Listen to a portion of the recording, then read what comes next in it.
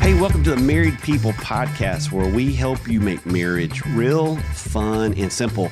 Each week, we have honest conversations about one simple thing that can make your marriage better. Because when your marriage is better, everything's better. My name's Ted, and I am usually here with CJ and Afton, but we're doing things a little bit differently today.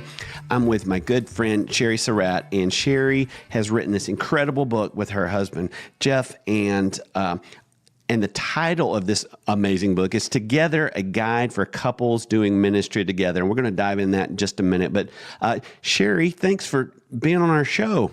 Oh, Ted, you're so welcome. I'm so glad to be here today.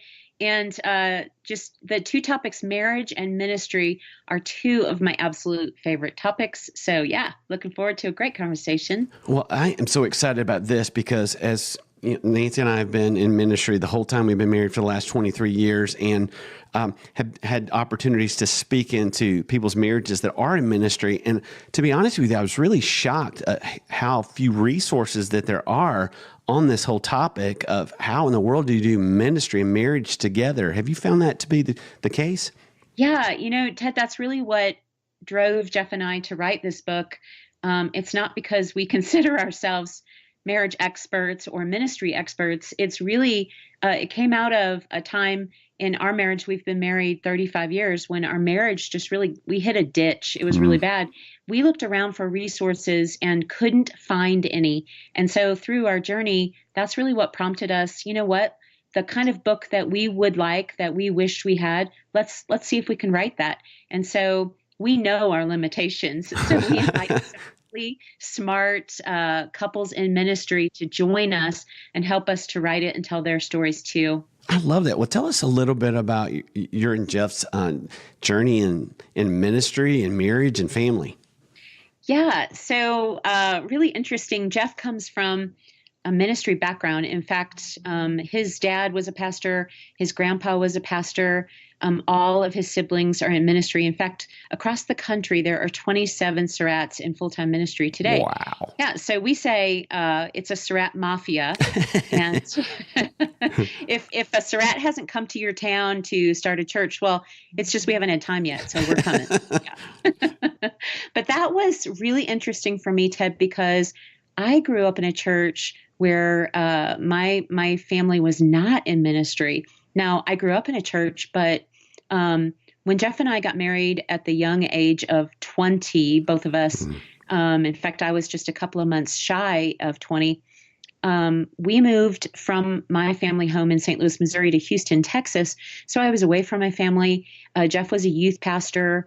That transition right there from going from now being a ministry to all of a sudden being married to a pastor was huge. I didn't know what that was like to be a pastor's wife. And people, all of a sudden, I noticed that there were like expectations, like people noticed, expected me to be doing things because I was a pastor's wife. And I had no idea what those things were. And I was lost. I really was learning how to be a wife, in general, Sure. But now learning how to be married to someone in full-time ministry and what that would mean to me. It took me a while to find my way. Does it mean that I have to be at every event that Jeff does, every event that the church offers? Did it mean that I was supposed to volunteer in certain areas?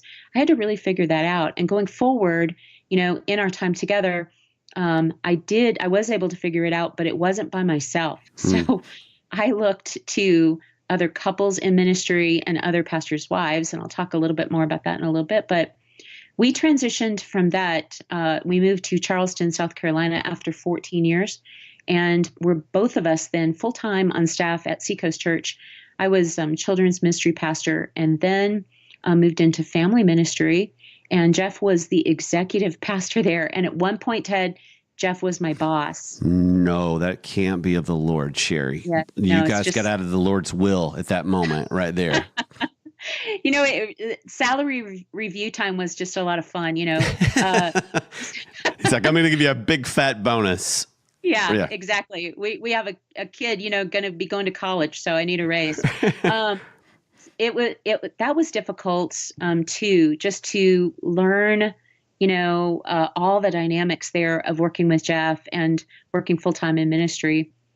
And we were there for 14 years. And in that time, kind of in between there, Jeff also planted a church.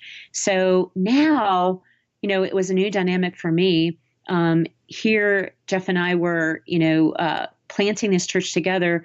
We didn't know what we were doing. And it was a very small church. And that was very frustrating and an opportunity for resentment to enter into my heart, which really affected our marriage. And Jeff and I have gone on to have opportunities to serve together, but also to serve separately. So I was at one point the CEO of MOPS International, which I always have to say is not a cleaning company. It stands for Mothers of Preschoolers. And so that was very separate from church work. And Jeff was still, full-time pastor at a church. And we have had several opportunities in our marriage to have that where we are in ministry separately, but then also in ministry together. And it has an impact on your marriage. And yeah. Wow. So you guys have been across the board, Sherry. So you've been from, hey, I come from normal world. Now I've entered into pastor's world, to working together, to working separately. What do you say, Sherry, would be some unique challenges when it comes to people in ministry? Let's speak to someone who's maybe just married somebody that's in ministry. What are the unique challenges there? Yeah, I think one of the unique challenges is to figure out what your expectations are. So this is something that I had to learn really quick. I had expectations coming into marriage, knowing that we would be in ministry. Jeff also had expectations, already having a ministry background. And we didn't have the good sense at that point to even talk about it together. And so things wouldn't go like I had expected, and I would get my feelings hurt. And I didn't know what other people were expecting of me. And sometimes that would hurt my feelings too and make me feel bewildered. And I would always just try to keep it to myself and figure it out. That's a mistake. What we have learned is you need, as a couple, to talk about, what do you expect ministry to be? What do you expect marriage to be in ministry? And, just to get honest with each other, to tell each other what's going on in your heart in those expectations. Life is never perfect, whether you're in ministry or not, and life is never going to meet all your expectations. And so you really need to be honest, because this is the foothold, I think, where Satan gets into your marriage, because this is where resentment comes in, and misunderstanding and miscommunication. So what Jeff and I have learned to do over the years is we've learned to get honest. I've learned to be able to look my husband in the eye and say, what you just said hurt my feelings, instead of keeping it in my heart, not talking about it, trying to brush it over, and then it comes back and bites me in the butt, bites us both in the butt because I didn't talk about it. And that's one of the big things we have learned through the years, is to be able to have honest conversations and talk about when it's not working, in your marriage. Can you give me an example of those first few years of when maybe you got your feelings hurt and you're like, wow, what if, I've moved away from my family. Here I am in Houston. Is there a time that you can remember a specific example of that? Yeah. Right after our first child was born, and we were still youth pastors, and in youth ministry, we were having all-nighters, all-night parties on New Year's Eve and different things like that. Well, Jeff just expected me to come to all of those things. Well, I was a new mom. I was exhausted. I didn't want to leave my newborn baby with anybody else. And so I kind of mentioned it to Jeff about, hey, I think I'm not going to go. He's like, what? Not going to go? So I felt bad about it. Instead of talking it out with him, I just came and I brought Mike, and, at an all-night party with, 150 teenagers, and it was disaster. And I remember sitting over in a corner, breastfeeding him, with all these teenagers swirling around me. It was just the weirdest experience. And I remember sitting there having a moment thinking, I hate this. I hate my life. What have I done? And feeling like I'm a horrible mom, a horrible wife. I felt like I was failing at all of it. And I didn't have the words, I felt like, to be able to tell Jeff about it until years later. Well, then when I unpacked it and talked to him about it, he was amazed because it wasn't that he was being so cold and unfeeling. He just had no idea that that's what I was feeling in my heart. And I have to take responsibility for that. I should have spoken up sooner. Here's something else I have found in ministry too is I think especially as wives, we want to protect our husbands from some of the pain in ministry. And so I felt like to tell him what I was thinking and feeling would pile on to all the other pain that he was already feeling in ministry about people not liking the church, people, stopping tithing and, all that other kind of stuff. I didn't want to pile onto that. So I kept things to myself, and it was a big mistake. So that makes total sense, especially somebody coming home from ministry and they're exhausted, and you're like, "Hey, you're not meeting my expectation here either." How did you? Right. How does someone do that well? Let's say someone's just gotten in the ministry, whether that's husband or wife, and they've come into this situation, and they're in the same situation they're in. Or what's the best way to do that without piling on? Because that's a valid concern. Yeah, it really is. And I think you kind of learn the rhythm of ministry when you're in it for a little while. For example, if your husband or you, either one of you are speaking at church on the weekend, right after they give a big message, it's not a great time to have a big conversation. Amen. Or, Amen. After any other event, and I think this is just a true principle in marriage in general, is to pick your time well, taking into account what is the rhythm of your day, of your week, of your month. And I would say things like this to Jeff. I would say, "Babe, there's something I need to talk to you about or there's something I need to talk to you about. When would be a good time when we could schedule a time?" And then I would try to think that through. If we said, "Okay, well, we're gonna set some time tomorrow night," I would kind of think ahead. I'd think, "Okay, well, let's have a nice dinner. Let's have a little bit of time to relax and to catch up just on all the stuff that's going on in our life." And so I would try to set the stage then to be able to kind of ease into that. But here's my personality, Ted. I'm a doer. I want to attack it. And so early in my marriage, I would build it up in my heart. I'd be mad about something. He would come home from an event or a church meeting or meeting with the elder board or whatever. And as soon as he hit the door, I would say, "I have something to talk to you about." And then I would launch in. Well, that's just a mistake, right? And so I think you have to think about where's the other at in their day, in their mood, in their thinking, and kind of plan ahead. Get yourself in a good mental place so that you can talk about it. Kind of have in your mind ahead of time, what is it that I want to accomplish with this conversation? I don't want to beat him up. I don't want to just make my point. I want us to come to a place together where we can honestly share our feelings. And so I had to work at that and to plan ahead and to really kind of think through what I wanted to say and how I wanted to say it. Oh, that's so good. That's good for whether you're in ministry or not. What are those good times? I mean, some of the best advice we got right before we got married is don't talk about anything important before 9 a.m. or after 9 p.m. Yeah.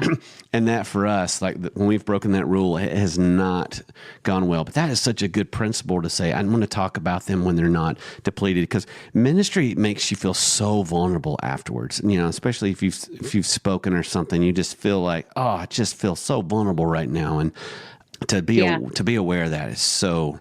It's so key. Oh, that's really, really good. That's good. Yeah, being in ministry, I think, is unique in that it's a very intimate thing. Whether you're a volunteer at a church or volunteering at another ministry or full-time on staff or leading a church, you're giving of yourself emotionally and you're opening up your heart. You're making yourself very vulnerable. And so it's tempting to shut that off when you leave ministry, even shutting it off from your spouse. And so that, I think, is probably one of the number one things Jeff and I see when we're interacting with other ministry couples is the wife or the husband will even say, they come home so emotionally exhausted. I feel like they have nothing left for me. And that is really something to notice about yourself.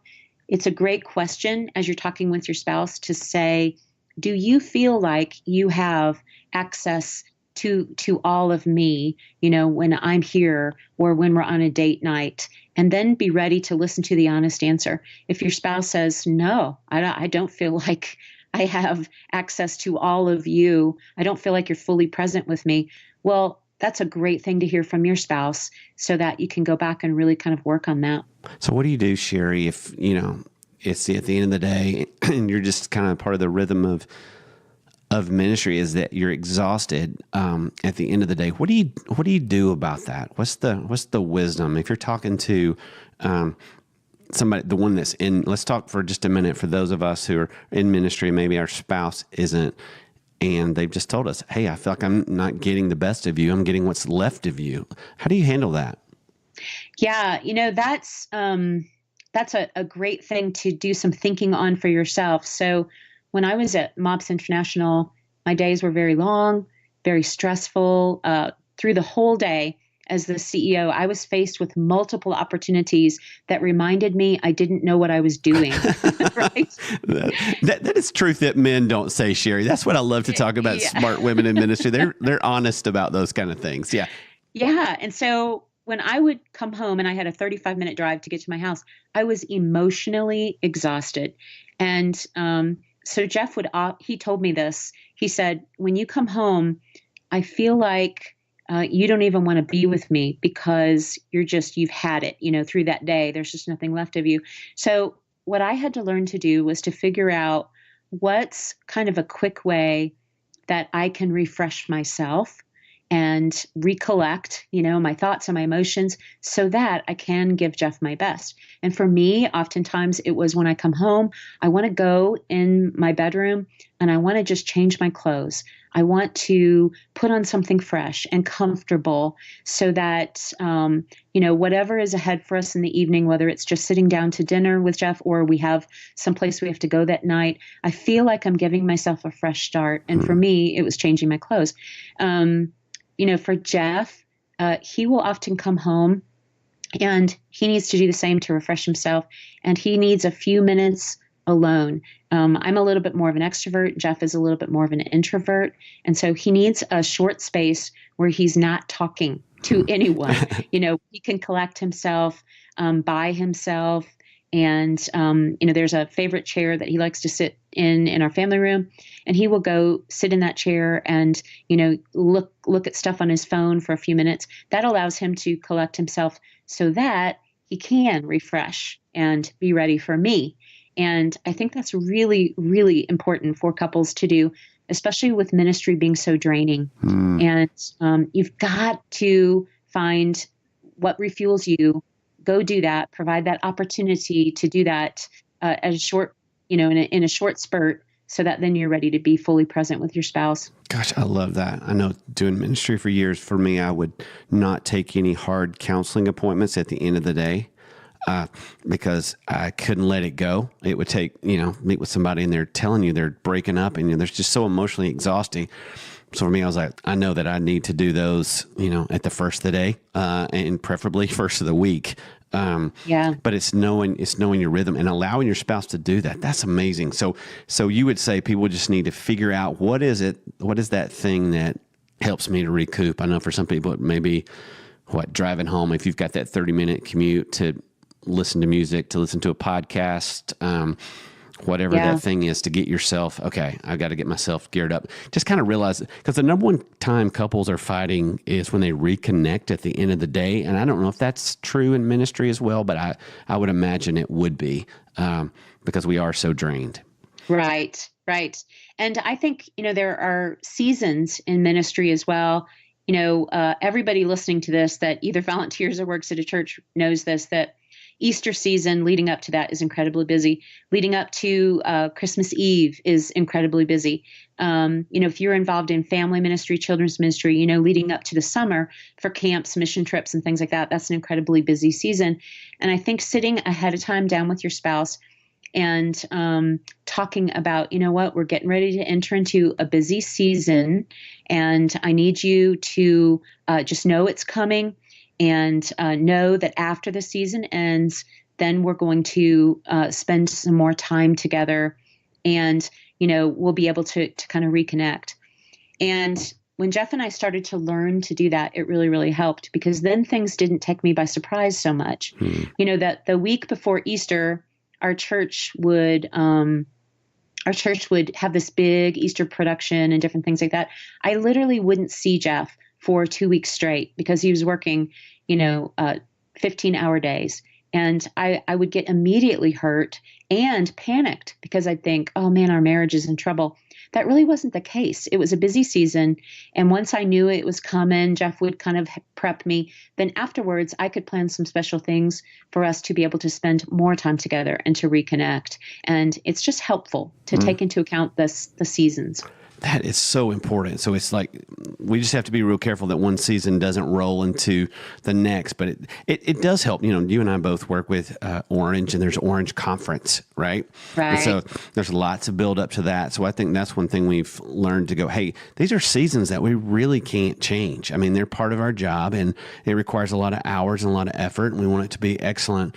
But to have that time on the end to go, man, if we can just make it to the end of this, then we're going to have some time to do that. So we're not asking people. I don't think you and Jeff would ever ask anybody to say, hey, live an unrealistic schedule that never has any heavy times, any seasons. You're saying, but there's a better way to do it so you're not so exhausted.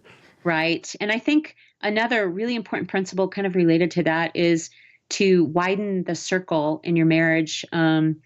It's really important that you connect with other couples who are outside of your church, but also who know ministry. So maybe they work at another church or in another ministry area.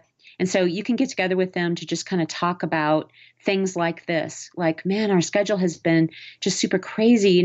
How do you guys handle it? What do you do? So that you can kind of talk about it with somebody who gets it.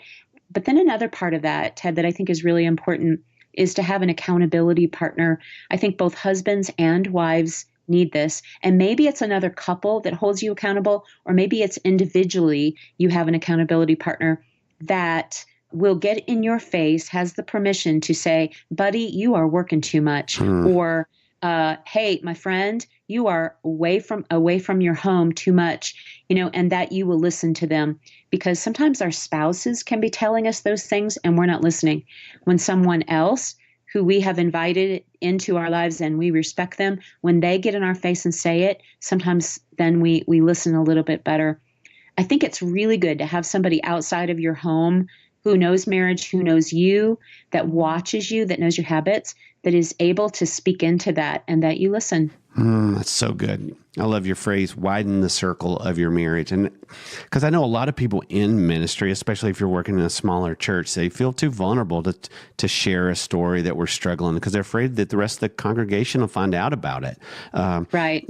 There's such a thing of isolation of that. And you're saying, hey, widen the circle and connect over here with people that understand what's going on. Somebody that's not afraid to get in your face. Exactly. And somebody who gets ministry. The families in your church, they honestly don't have any idea what it is for you to be married and be in ministry and leading a church or leading a ministry area. There's no way they could know. No. And so you can be friends with those people, but you can't tell them everything.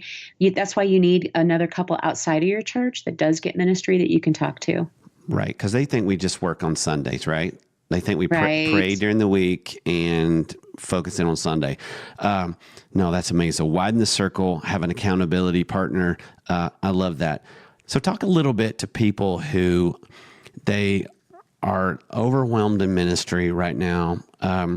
They know they need to change. They know they need to make tweaks, but they're a little bit afraid for what that could mean to their job. How do they approach leadership on this thing? What's your take on that? Because I know a lot of people that these expectations aren't just coming from themselves; they're coming from their boss. Right. And I think one of your responsibilities as a husband or a wife is you have to fight for your marriage. You have to fight for your marriage, which means having courage to speak up. I would imagine, Ted, that there are some people who are listening to this who are not the lead pastor, but they work for a lead pastor who works crazy hours and maybe is not sympathetic to, having family time and things like that. And I think you need to speak up and go to your senior pastor and say, hey, in order for my ministry to be my best, my family life has to be my best. And I'm going to take my day off.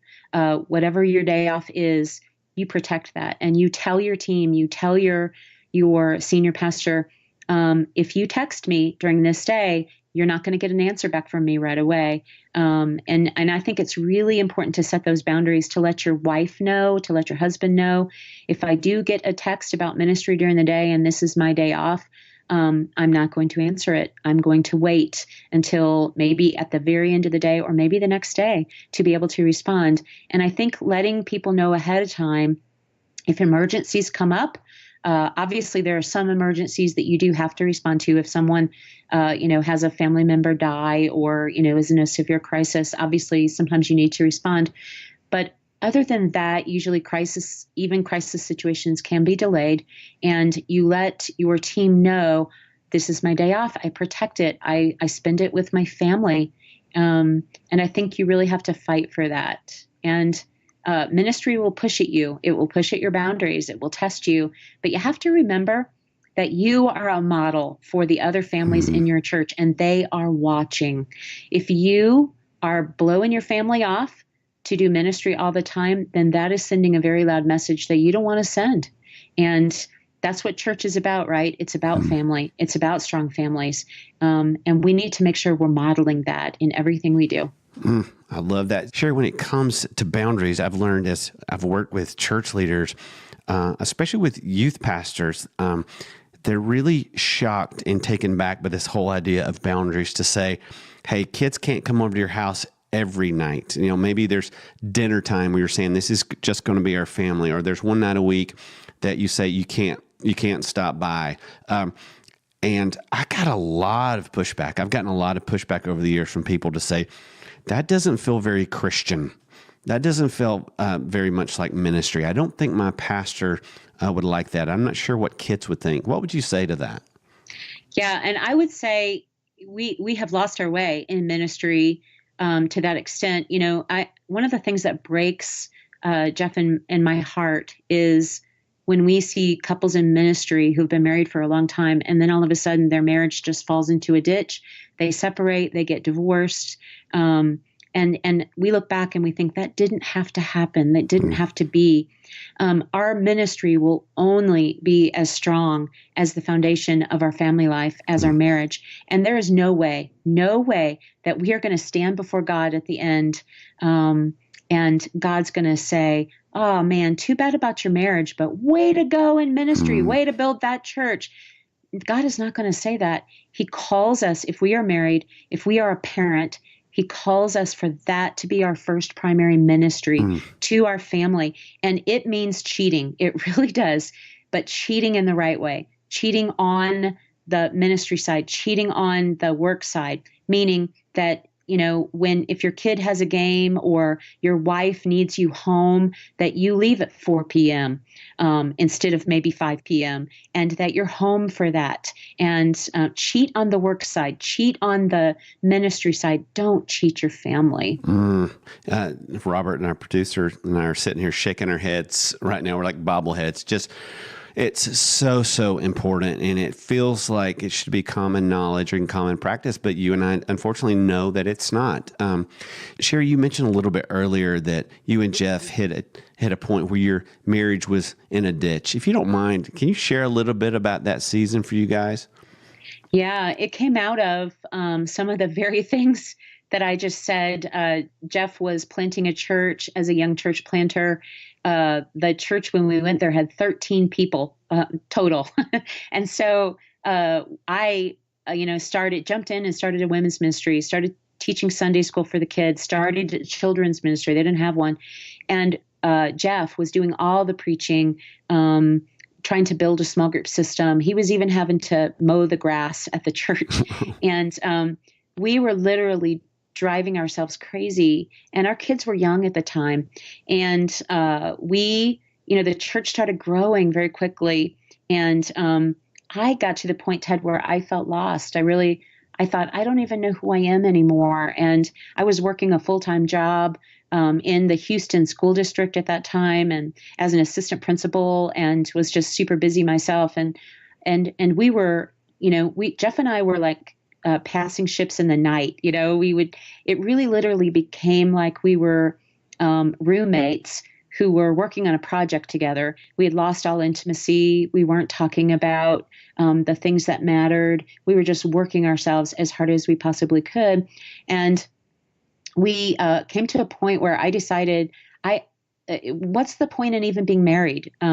Because we don't have a marriage anymore. And so I'd reached the lowest point I think I've ever reached, where I decided, you know what, I'm going to pack up the kids.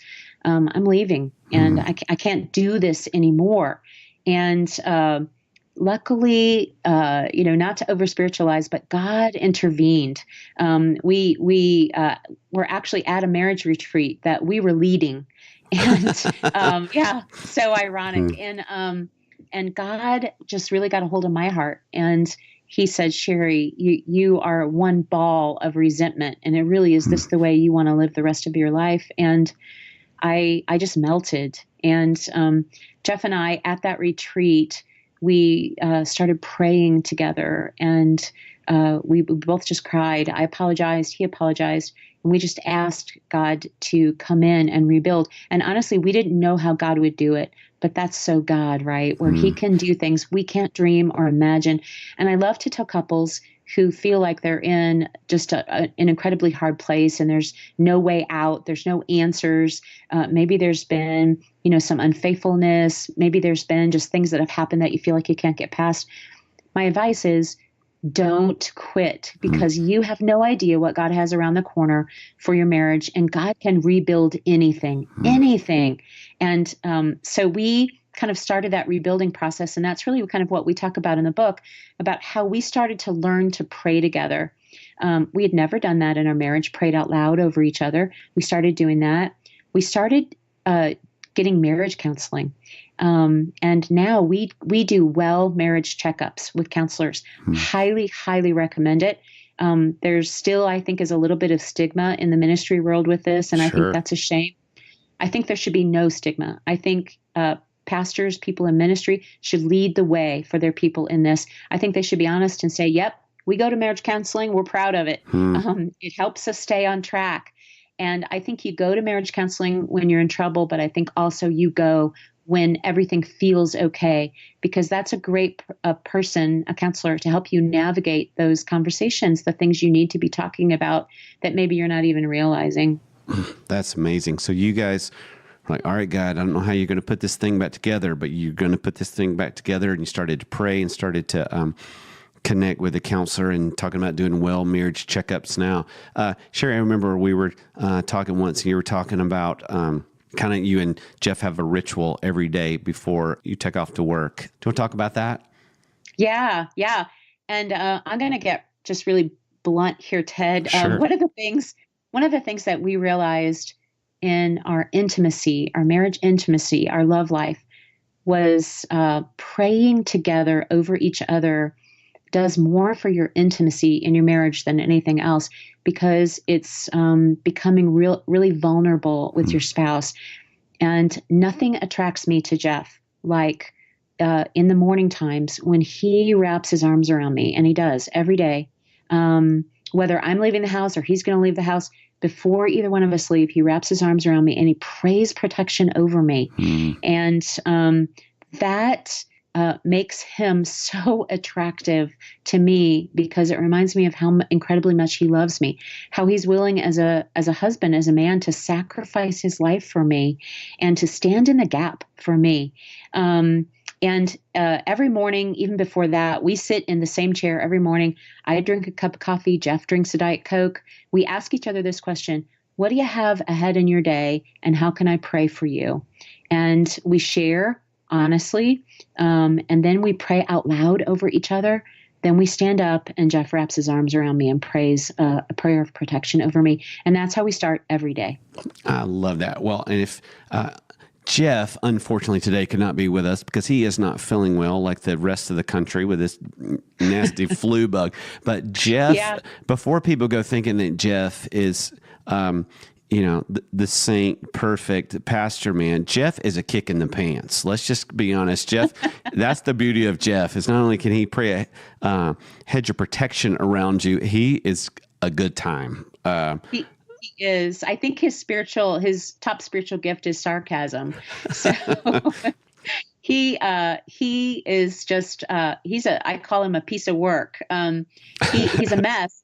He is not a super spiritual person who's walking above everybody else. He's so real. And if he were here, he'd tell you, man, I don't do that perfectly. I fumble along. But what he also would say is, we've learned in our marriage, this is what God has called us to do. And we think in every marriage, God has called you to do this, to get vulnerable, to get real, to learn how to pray together, to pray over each other. And, at first it's a little itchy. It's embarrassing. And I can't explain that. I don't know why, but I think it's because it's a new level of intimacy and really, really important in your marriage. And when I'm feeling distant, when I'm not feeling romantic, I take myself back to that place and I say, am I being real and vulnerable in my prayer time with Jeff? Because it's connected. It is. And it is so vulnerable. I don't know if, would you say, I know men feel this a lot. When you say to a man, you need to pray out loud with your wife. I mean, that's really scary. That's really scary for a lot of guys. Is that the same? Do you think the same is true stereotypically for women? Do they feel just as vulnerable in these moments? Yeah, I think so. I think maybe it might be a little bit harder for guys just because they feel the pressure of being the spiritual leader of the house and they don't know what that looks like. And, I'd rather just leave for work and not, Sure. not address that. I think it's practice, honestly. It sounds silly that you'd have to practice praying, but when Jeff and I first started doing this, praying out loud, I didn't know what to say. And I thought, golly, am I supposed to pray some big spiritual prayer? And we decided God would much rather have our authenticity. And so we just sometimes would say, things like, God, I don't know what's ahead for Jeff in this meeting, but I pray that you just give him wisdom. Just be with him. God, if he's nervous, if he's uncomfortable, just be with him and help me to remember him during the day. And, one other thing that this helped us do, it helps me do, is when I pray for Jeff in the morning, I just find myself thinking of him more often during the day, and I will send him a text right before that 1:00 meeting that he mentioned and that I prayed over. And I'll send him a text and I'll say, hey, babe, I know that, this meeting may get a little tough. And so I just want you to know I'm praying for you right now. And that helps us then when we reconnect at the end of the day, because Jeff he'll say, man, I really appreciated that text. And then I will say, yeah, how did that meeting go? And it gives us things to talk about, at the end of the day when we do reconnect, and it draws our hearts together. It's that cue. We talk about on this podcast a lot. We want to make marriage real, fun, and simple. And those are some simple things that anybody could do. Like, I'm going to really lean in and listen that this is coming their way at 1, and I'm going to send them a text. I mean, just a 2-sentence text just means so much because, Sherry, I know personally how busy you are. So it's not like you don't have anything going on in your day, but to add that to it, I'm sure that, Jeff, knowing the reality of your world, that you're still making time to think about him is so powerful for the two of you guys. Yeah, it is. And, prayer, Ted, I think is one of the ways that God reminds us our world isn't all about us. And in my marriage, I definitely can feel like my day is all about me. No, I am married to Jeff. He is my best friend and my soulmate, and I want to think about him during the day. And that prayer in the morning just kind of helps me do that, to think about him. And I'm not Miss Spiritual. It's not like I'm praying for Jeff all day long. No, I'm not. But just sending him a text at 1:00, right before that meeting, is a great way for me just to remember it's not all about me. It's about us and our family. And even beyond that, it's about all the people that we minister to. Sherry, thank you so much for spending time with us today. I could ask you a million questions, but I think the best thing that somebody could do that's listening is they could go grab your book. It's called Together, A Guide for Couples Doing Ministry Together. Is there any other resources that are revolving around the Together book. And I know you guys are doing some different things that you could share with somebody that's like, wow, this was really helpful, but I really need to dive deep on this thing. Yeah, we have a master class coming up. It's an online 5-session kind of thing that you can join into. You can do it by yourself. You can do it with your spouse. You can do it with a church team. And you can go to doministrytogether.com to find out about that. Jeff and I love to connect with church leaders to just talk about this topic. Jeff and I are doing retreats for churches where we come in and we talk to your church staff about paying attention to your marriage, things like that. We'd love for you to contact us. Our site is ministrytogether.com, and you can find out kind of some of the things that we offer on there as well. Sherry, with each podcast, we always want to leave people with one simple thing that they could do. So just today, if you're talking to someone who's in ministry, maybe they're experiencing some of the things that you've shared with us, what is one simple thing that they could do? Yeah, I think it is to figure out a time to get with your spouse and just ask each other this question: how are we doing in our marriage?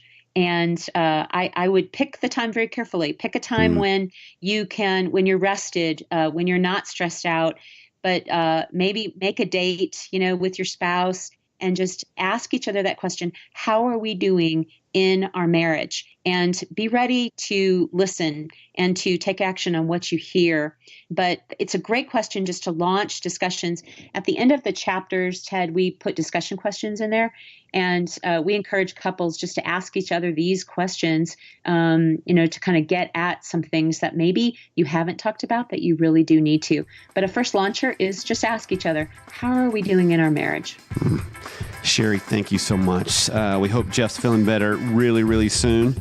And we just want to thank you guys for pausing just such a busy life of ministry. It's not like you guys have retired to go be an author, to be authors, right? You guys have got so much going on, but you pause because this is so important. It's such a needed tool. And I am so excited that it came from the two of you because, like you said, you know what it's like on so many levels, how ministry can be such a challenge in marriage, and also just being really real with your own story and giving people hope that, hey, you were almost to the end and you said, you know what? God wants to rescue this thing. So, Sherry, thank you guys. Thank Jeff for us for taking the time to do this because I know it is going to bless so many people.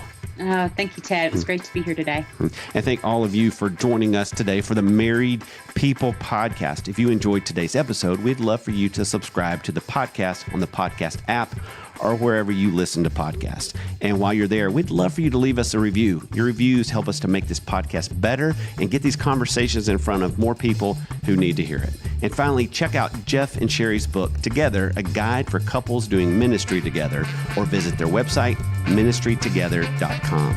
Until next time, I'm Ted Lowe, and thank you for listening.